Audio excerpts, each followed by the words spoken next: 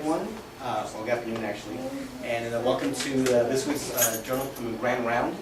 And today we have a special guest. We have Dr.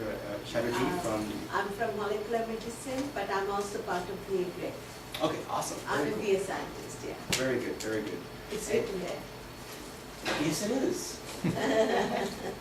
Get a shot of that one. And she's going to give a talk to us on nuclear hormone receptors involving prostate cancer. So please give a round of applause for Dr. Chatterjee, please. Thank you very much for coming. Please feel free to ask me questions, interrupt me, whatever. I'll try to keep my time, and you're going to help me do that.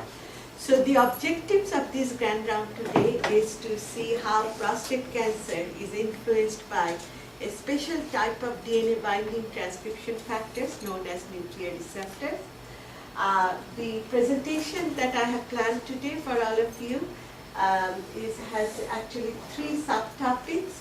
First, I'm going to explain what I mean by nuclear hormone receptor superfamily and their ligands, that is how they get activated by the hormones, and how their transcriptional activity is mediated, and how specific genes are regulated.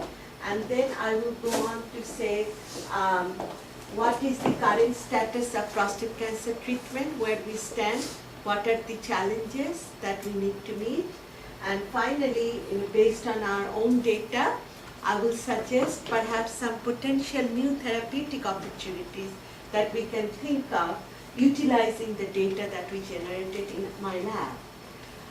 So first of all, we really should keep in mind that it's really daunting to know that 40% of people born today will be diagnosed with some form of cancer in their lifetime. Huge, it's all cancer. When it comes to prostate cancer, now prostate cancer in its initial stage is easily manageable. There are treatments that one can have to get the cancer cells all go away. But the problem is that 1% of prostate cancer patients, for them the cancer will come back. And once they can come back, the recurrent cancer, they metastasize easily, and that's a non-curable state of the disease. So when we talk about prostate cancer treatment or understanding prostate cancer progression, the emphasis is on this later group of patients or prostate cancer where the relapsed cancer is aggressive, metastasized easily, and there are some drugs that can keep the cancer progression in check for limited amount of time, but very soon there would be progression, therapy-resistant progression, and the outcome will be terminal. Now, so what's the role of the nuclear receptor superfamily in this disease? Now, nuclear receptor superfamily, as the name suggests, so there are many different nuclear receptors, and they have some common properties, and they together form a family. In human, there are 48 different kinds of nuclear receptors, and they can be classified broadly in three different categories. First, there is this classical nuclear receptors, which are the steroid receptors, known for many, many years, since the 60s. And in this group would fall androgen receptor, the major player, the major regulator of prostate cancer, and then estrogen receptor, major regulator of breast cancer, and then progesterone receptor, very important both in prostate cancer, both in breast cancer and in reproduction, female reproduction. Glucocorticoid receptor, it is the receptor for the stress hormone, glucocorticoid, and mineralocorticoid receptor is very important for water balance and blood pressure, that sort of thing. So this is the class, which is the classical receptors known since early 60s. And then there is this non-steroid receptors, in which would fall vitamin D receptor, thyroid hormone receptor. Those are more known for a long time. But there are some new series of receptors that got discovered, which fall into this class, and they got discovered in early 2000 and thereon. And in this class, the receptor always will have a heterodimer partner, which is the retinoid X receptor. And now all receptors are DNA binding transcription factors. So these are the DNA. There is specific sequence within the DNA that is recognized by this complex, receptor complex, and then the bind. Okay? And in my presentation, I will be dealing with 3 types of receptor: androgen receptor, which is the major player in prostate cancer development and progression. Then vitamin D receptor. All of you are cognizant about vitamin D receptor. It's the receptor that gets activated by vitamin D as its hormone. And then I'll talk about liver X receptor, a relatively newly identified receptor that most of you probably haven't heard unless you work in the nuclear receptor field. So what I would show in my presentation that not only androgen receptor is important in prostate cancer, but vitamin D receptor and liver X receptor also has important role in prostate cancer progression. And these receptors, like androgen receptor, can potentially be targeted to inhibit prostate cancer progression. Now, I have to emphasize, even other receptors such as estrogen receptor or glucocorticoid receptor, they also have important role in prostate cancer. So, because our work involved these 3 receptors, so that's what I'll stick to. And then there is a final class of receptors called orphan receptors, and they are so called because they don't have any known ligand. Now, it could be that they actually don't have ligands. Ligand is the hormone that binds to the receptor, and then only receptor gets activated and can bind DNA. So orphan receptors, they do not have any ligand. They could either be that they don't have ligand, there are other ways that the receptor gets activated, or maybe as of yet, the ligand has not been identified. I heard once this one. I don't quite understand why it's called a receptor, not just called a transcriptional factor. They are receptor because classically, when receptors were identified in this category, it's always the hormone that binds to the receiving protein. Any receptor, even cell surface membrane, you call them receptor because they receive the signal through the hormone, whether it is insulin, that is the protein hormone, growth hormone is a protein hormone. They all have their receptor, whether receptor is on cell surface or whether inside. For nuclear receptors, they are all inside. They are not cell surface receptor. Okay? So the hormone has to go inside the cell to bind to the receptor. And it's only when receptor binds the hormone, then receptor gets activated to do their function. So you say you don't know their ligands. Yeah. But how So do you know they have right. a receptor? Now, I tell you something. So what happened is that when the receptors got cloned, like this class of receptors got cloned, this class of receptor got cloned, means their cDNA got cloned. And you look at their amino acid structure, you can see a theme. Actually, I don't have that picture here. You see a theme that is there is a DNA binding domain, which is in the middle, ligand binding domain, and N-terminal domain. And the DNA binding domain is highly conserved in its sequence between all these members. And these proteins, they also have structures very similar to the other receptors. And their homology is very significant in the DNA binding domain. That's why these factors also got classified as member of nuclear receptor family. Okay? But as I said, their ligand is not known. They may not have ligand. There may be other way they get activated. So this is like general impression about nuclear receptor. And I told you already they are transcription factors. What does that mean? Let me give you an example with androgen receptor. So androgen receptor normally would reside inside the cytoplasm, not in the nucleus, but in the cytoplasm. However, there are some nuclear receptors, they are always in the nucleus. For example, thyroid hormone receptor. that will always be in the nucleus. But then vitamin D receptor is both in cytoplasm and in the nucleus. So it can happen both ways. But in the case of androgen receptor, in the absence of hormone, it's in the cytoplasm. But when the hormone, that is androgen, which is in circulation, because coming from testes, it enters the prostate. Let's say this is a prostate, okay? Because we are talking about prostate cancer. So when androgen comes into the cell, then androgen receptor receives its ligand, which is the androgenic hormone. And this hormone receptor complex, then there's an extensive mechanism involved, but after that it comes to the nucleus.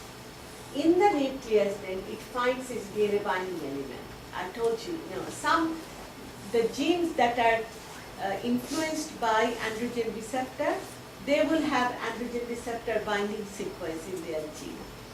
So androgen receptor binds to the target gene. We will call them target gene. And then here, there are other regulatory factors like chromatin remodeling factors, coactivator, co-repressor. They will, for activation, there will be coactivator. They will bind, and all of them together will influence the transcription initiation at the RNA polymerase II binding site, and then these genes will be activated. So these genes will be then androgen responsive genes because the androgenic hormone is triggering the signal, telling its receptor protein, go and do its job. But then there are other genes that could be turned off or repressed by androgenic hormone. In that case, the mechanism is similar, but here, rather than coactivators coming to form this megacomplex, which will interact which would have some sort of interaction, communication with the basal transcription regulatory site, there will be co-repressors coming here and form a co-repressor complex. And now you see the chromatin is very compacted, whereas in this case chromatin is very loose.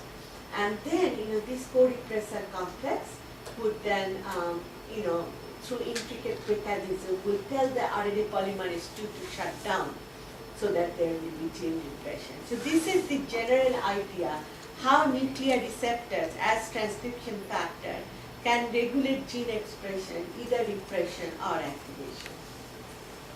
Now let's come to prostate cancer. So as I have explained before, primary prostate cancer would always be treated when it first gets diagnosed, depending on patient's choice. The primary prostate cancer will be treated by radiation or radical prostatectomy. I should mention something at this point. Very recently, radium-223 has been approved by FDA as a prostate cancer drug when the prostate cancer has metastasized to the bone. Because what happens is that the radium-223 is in the form of a compound that easily binds the bone mineral, so that there is very localized alpha-emitting particles, radiation coming from radium-223 and to ablate the prostate cancer or ablate the tumor. But even when it is a primary prostate cancer, even then radiation is a very good strategy to use to treat prostate cancer.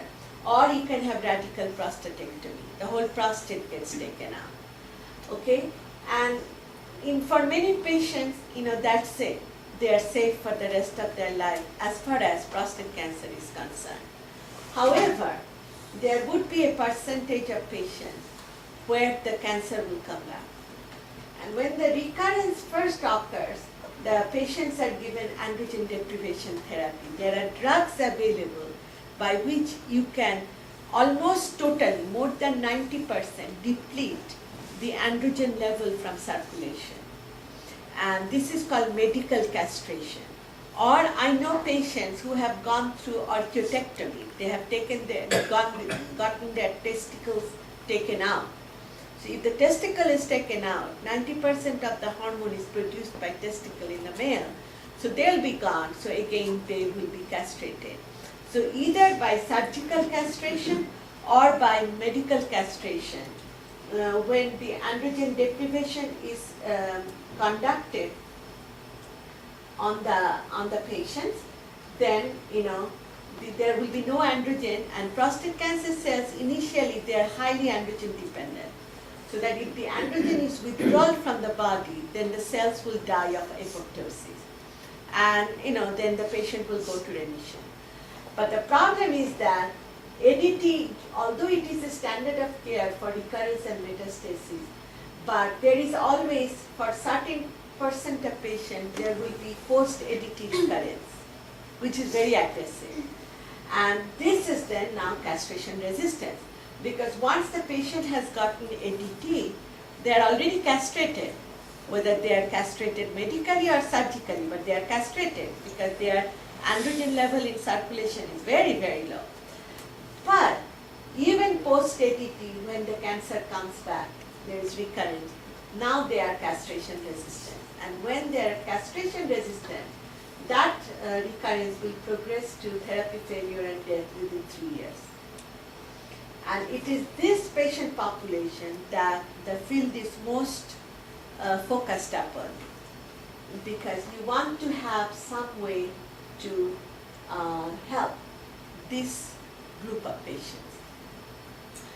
Now it is realized within the last 5 to 10 years, about 5 to 8 years, that even when the tumor is castration resistant, the tumor cells have reactivated androgen receptor. And this reactivation of androgen receptor is fueled by elevated intratumoral androgen synthesis. Okay? And this is very new and very surprising. It took a long time for the field to accept this, but now it is firmly established that when there is castration-resistant prostate tumor, then the tumor cells themselves make androgen. Usually androgen comes from the testes, major part, and some other organs, adrenal gland, but mostly from testes in male. But in tumor situations, especially when it's castration-resistant, then androgen receptor gets reactivated because there is increased androgen synthesis in the tumor. Yes. So it's almost like the cancer cell adapted Exactly. and creates its own androgen to survive. Yeah, it's adapt. Yeah, that's always the case. It Okay. just bypasses all the obstacles so that to benefit itself. Yeah. So therefore, what's the overarching challenge then? The overarching challenge in the field is that first, find new drugs that can reduce androgen receptor activity in this patient population, which is this castration-resistant patient.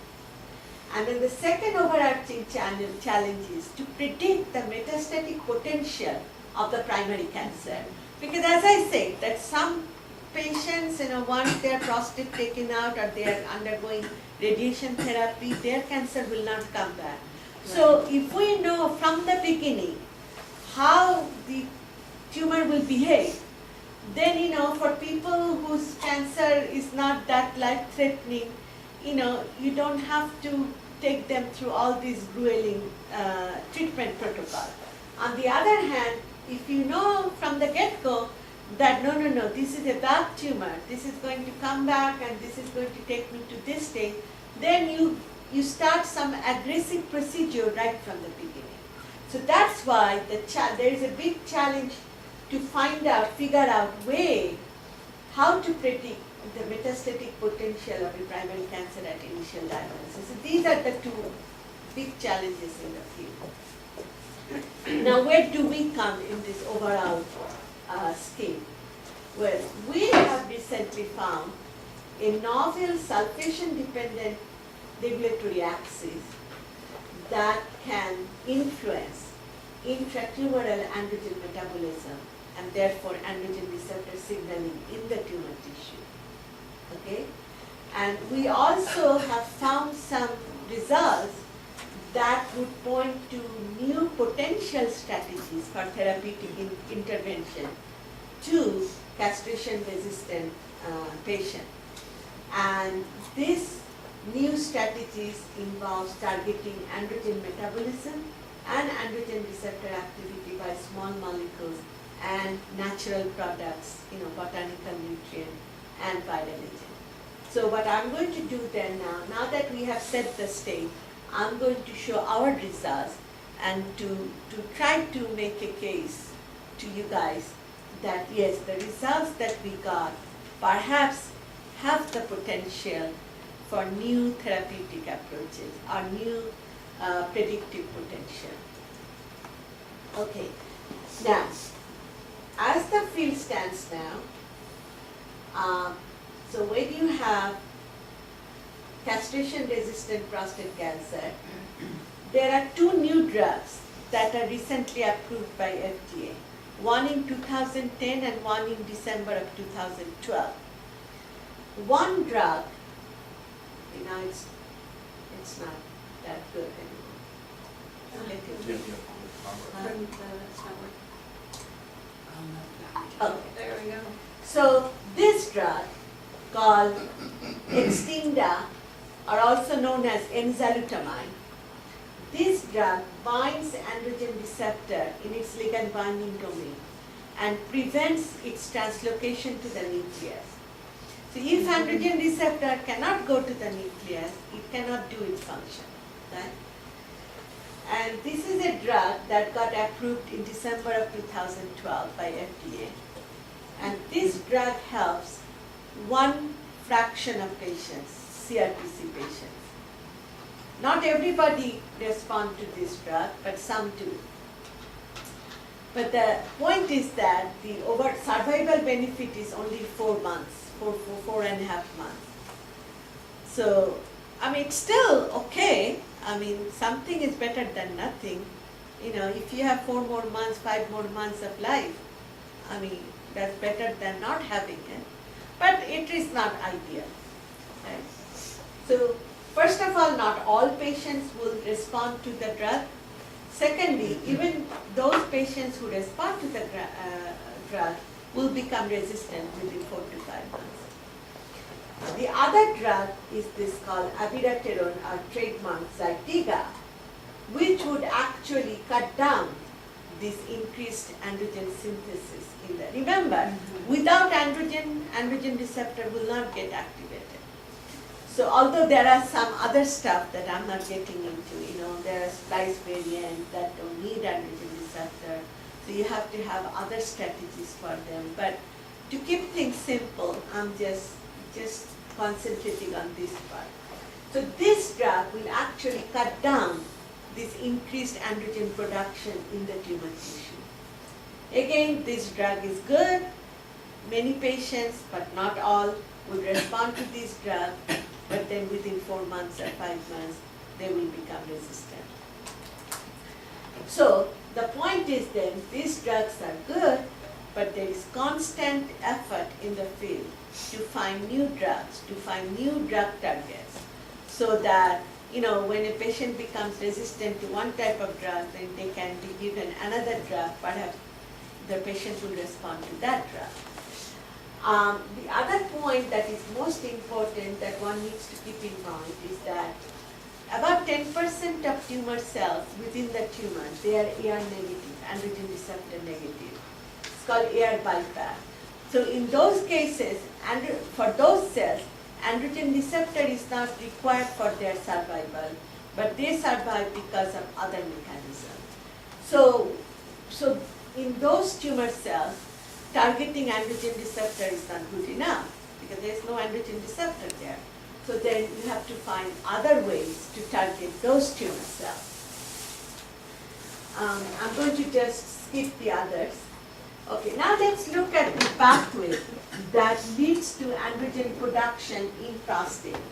This is the same pathway that is also active in the adrenal gland or in the testicular, in the testes. But what happens is that, so my question is that, how does androgen get produced within the tumor tissue? That's the point. So from cholesterol, let's say it's in the adrenal gland, from cholesterol, by many steps, eventually this steroid will be produced, this is DHEA, or dehydroepiandrosterone. This steroid can produce in the adrenal gland, no problem.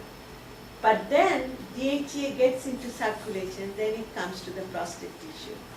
So there is evidence that there is accumulation of DHEA in the prostate.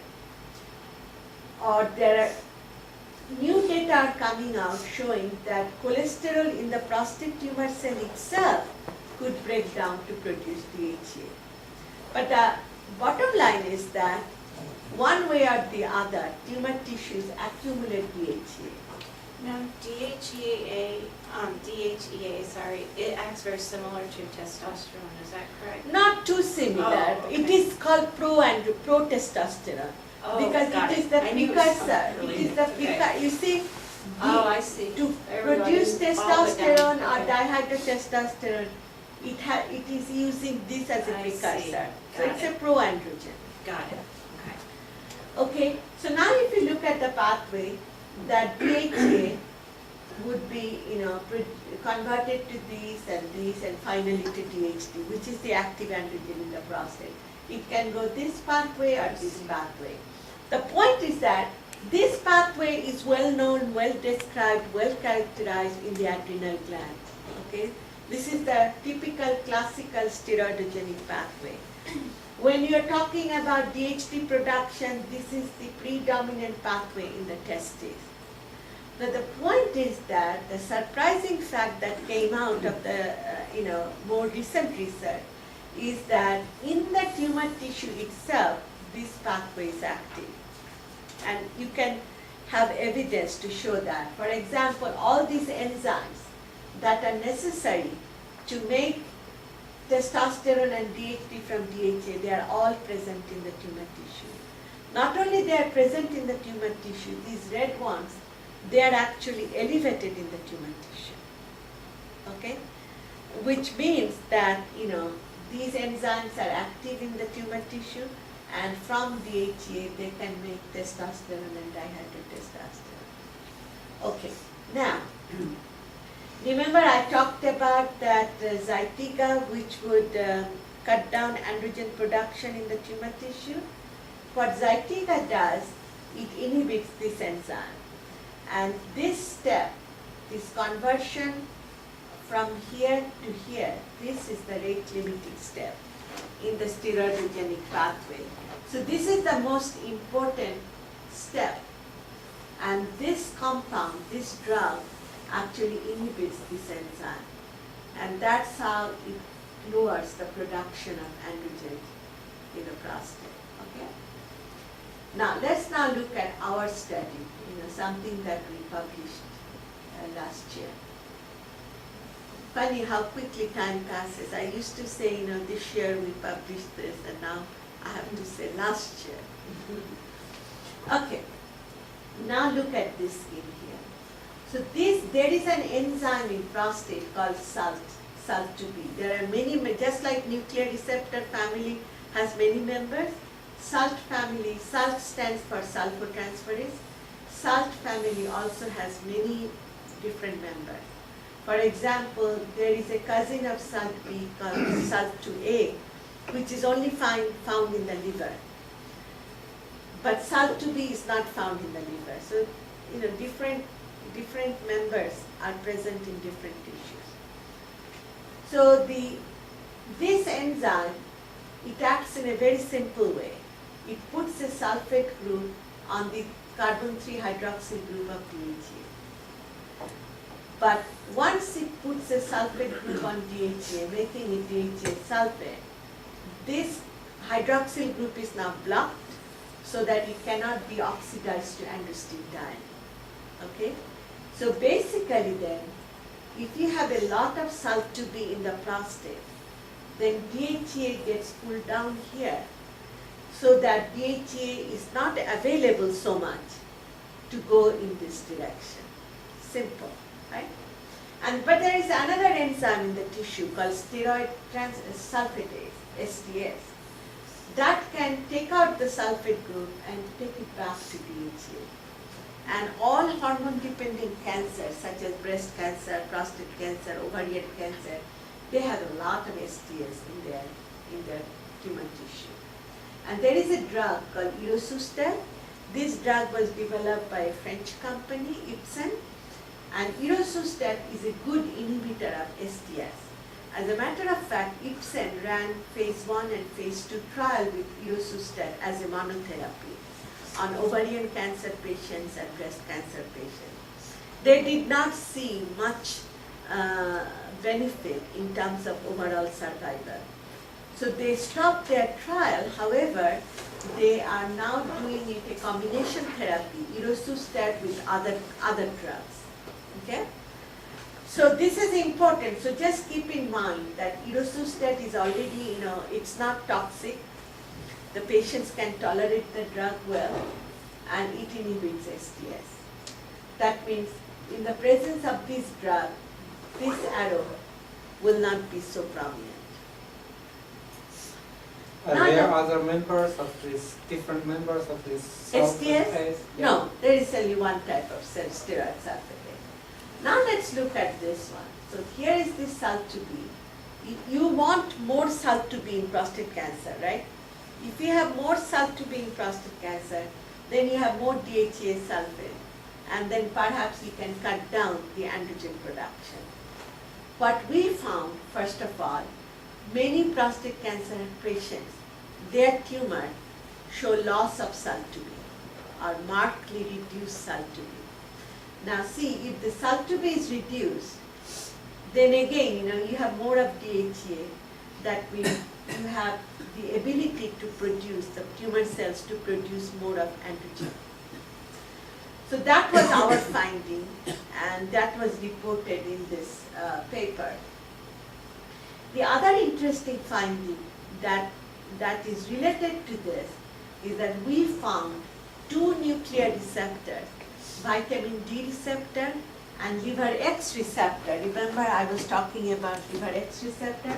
These 2 receptors, when they get activated by their ligand, means agonist, like vitamin D receptor will be activated by vitamin D. Liver X receptor will get activated by some sort of phytosterol. So these activated vitamin D receptor LXR, remember they are all DNA binding transcription factors, they induce SALT2B.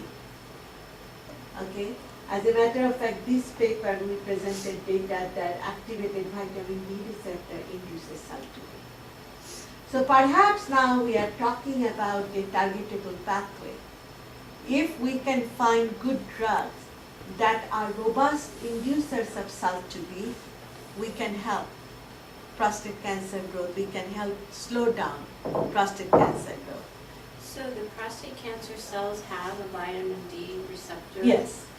I assume then that means that normal prostate cells have Yeah. vitamin D receptor? Normal prostate, we have data that, why they would yeah. have that. That's interesting. No, all Yeah. vitamin D receptor is It's very in almost ubiquitous. every It's tissue. almost Oh, everywhere, got it. both Okay. cancer, non-cancer, everything. Okay, Yeah. interesting. Okay? So therefore, in this whole scheme, we made 2 critical observations.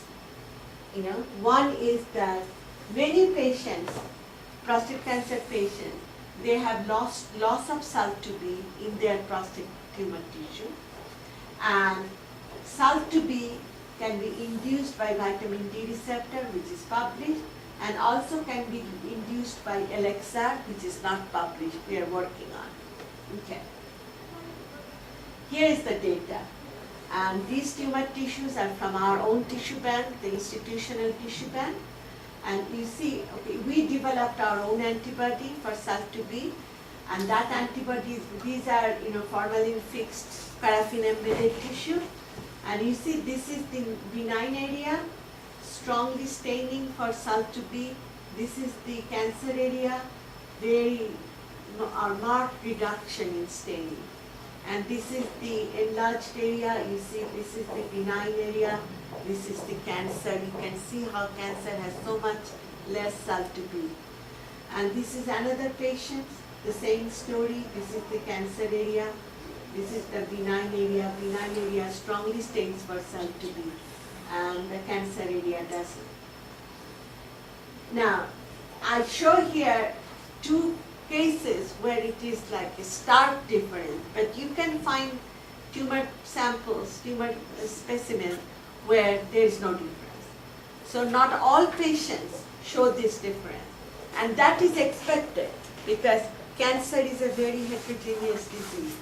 No two cancers, same type of cancer, I'm talking about prostate cancer or breast cancer, but two patients with breast cancer or prostate cancer, if you look at their tumor tissue, it's going to be very different. Okay? So it's not surprising that not all patients would show this type of stark or marked reduction in SALT2B level. So the important thing is then to show how statistically validated this data is. For that, we did tissue microarray. That means we had about 29 samples put in there, and we stained them again and saw out of those 29 samples, how many showed this type of reduction. And with the analysis, it came out that loss of SALT2B is highly significant, p-value less than 0.001. But then again, we have to keep in mind, not all patients show this loss. In this tissue microarray, we found a specimen where this loss, or maybe there is only 20% loss, or maybe there is no difference between the benign area and the tumor area. So just from my understanding, if they don't have the SALT2B, that means less DHEA is going to the sulfated Exactly. form and more is going to More form going to the testosterone, which antigen. is feeding the cancer It's cells. feeding the Okay. cancer cell by Got it. activating androgen receptor. Right, okay. Okay, and then if we take out the SALT2B by siRNA from prostate cancer cell, those cells grow faster in response to DHEA. Now we are running experiments as we speak, to show this. This was in cell culture, cultured cell. So now we are trying to show this in vivo. Okay? Because you have to experimentally prove with solid data that yes, SALT2B loss is clear because you see this statistical data. Clearly, many patients are losing SALT2B, but what does that mean? Does that have anything to do with the tumor behavior? So you have to produce that evidence, solid evidence. So that's what we are working on. But you have to also realize, remember I talked about the challenges. One of the challenges was to be able to predict the metastatic potential of the cancer at initial diagnosis. Right. So we are trying to also see whether SALT2B can serve as a marker. So loss of SALT2B, whether that would correlate in a stringent way with tumor progression. Yeah, because I was going to ask that question because I don't know, maybe some of the residents or fellows remember, like what markers do they test for at the time of diagnosis? when Right they now, there have is the no tissue? good marker. The physicians do PSA level, Mhm. but it is not foolproof, and PSA level could be misleading. And there is another just recently came out. It's called TMPRSS2 fusion and PCA3 RNA. But again, not foolproof, but some. So people are constantly trying. But to answer your question in a correct way, today there is no foolproof, 100% foolproof markers Right. that can predict the metastatic potential of prostate cancer. Well, I guess reason I'm asking because like in breast cancer, they check for progesterone receptor, estrogen receptor, and that dictates, the treatment course. No, But that- in prostate that- cancer, No, do in they prostate, all prostate cancers, I would say 98-99% of are prostate AR positive? they're AR positive. Okay, so that So- it's not like No, So what it's you're saying is different. there Yeah, needs it's to a little bit be different in that sense from Got it. prostate cancer. so there So should AR be is a some very good marker. target. The Yeah. problem is that once they reach to that state of castration resistance, AR is there, but It's you very still can advanced. target AR. But again, the two drugs I talked about, the patients develop resistance very easily. Plus, not everybody responds. Right. So that's the challenge. But that's the same challenge in breast cancer also. Okay. Right? Okay. Okay, so then let's go to next one. And I told you that we have data to show that vitamin D induced SALT2B gene expression, and that's the data here. Here is the messenger RNA, about 2-fold induction, 2 to 3-fold. This is in vivo data and it's at the protein level data. So basically these data show, which I already told you, at that time you took my word for it, but now I'm showing you data that vitamin D receptor activated by vitamin D, 10 minutes, right? Activated by vitamin D induces SALT2B. Okay, so our goal right now is to identify much more robust inducers of SALT2B. If we have to use, if our goal is to use this, SALT2B induction as a treatment strategy, we have to induce SALT2B much more. So right now we want to find molecules, either synthetic molecules or from natural products, which are robust inducers of SALT2B. And for that we have to do high throughput screening. That's an effort that is underway. I'm going to now stop. Okay, this is very interesting. Now remember, another receptor I talked about is liver X receptor. That also induces SALT2B messenger RNA. But interestingly, the over-the-counter drug, super beta prostate, you can get it any health food store or those drug stores, GNC, Walmart, and those. And in the TV, you always get ads on. In the TV, you always get ads, about super beta prostate. They truly works. The prostate health gets benefit from the super beta prostate. But what is super beta prostate? It is nothing but this compound, beta-sitosterol, which is a phytosterol. It's a plant sterol, and it is a very strong agonist of liver X receptor. As a matter of fact, in Florida, you see a lot of these plants. Last week I was in Florida, I saw everywhere the saw palmetto. It's one type of pumpkin. And they make some fruit, very light fruit like this, and this fruit is a rich source of beta-sitosterol. Okay?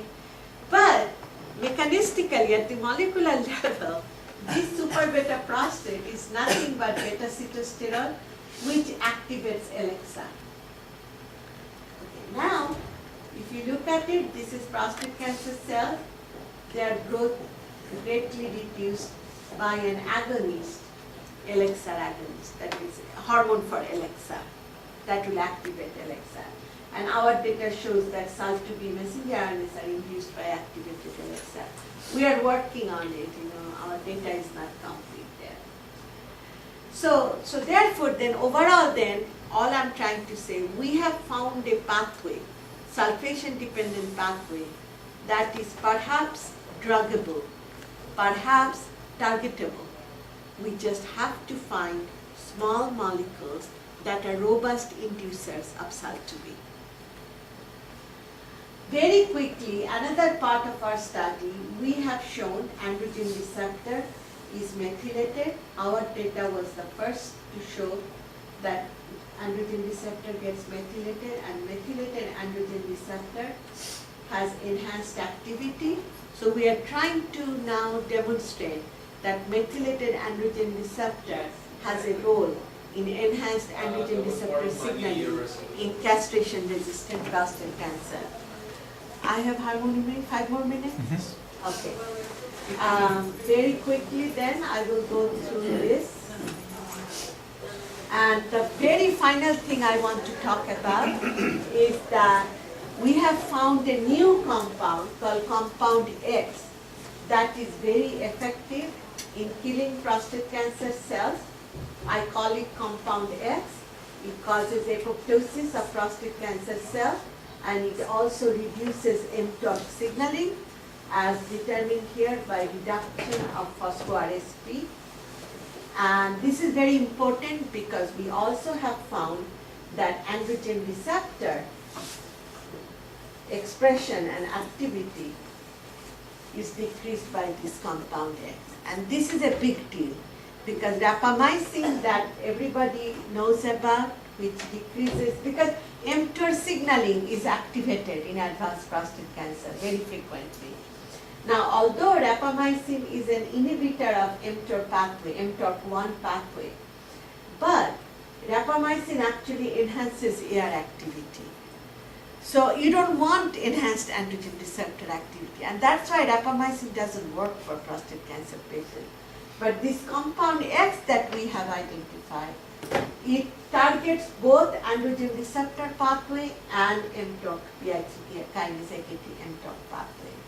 So we are very excited about it. We got a lot of mechanistic insights, and we are now running experiments to demonstrate that the results that we saw in cell culture system also works in vivo in xenograft tumor model.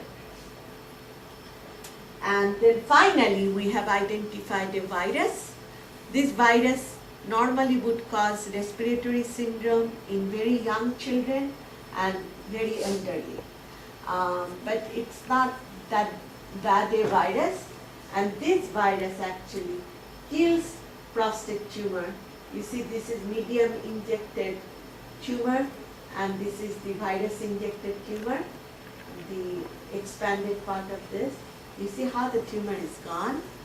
Similarly, this is another prostate cancer cell type. The tumor from there grows when medium only injected, but when the virus injected, this is so much smaller.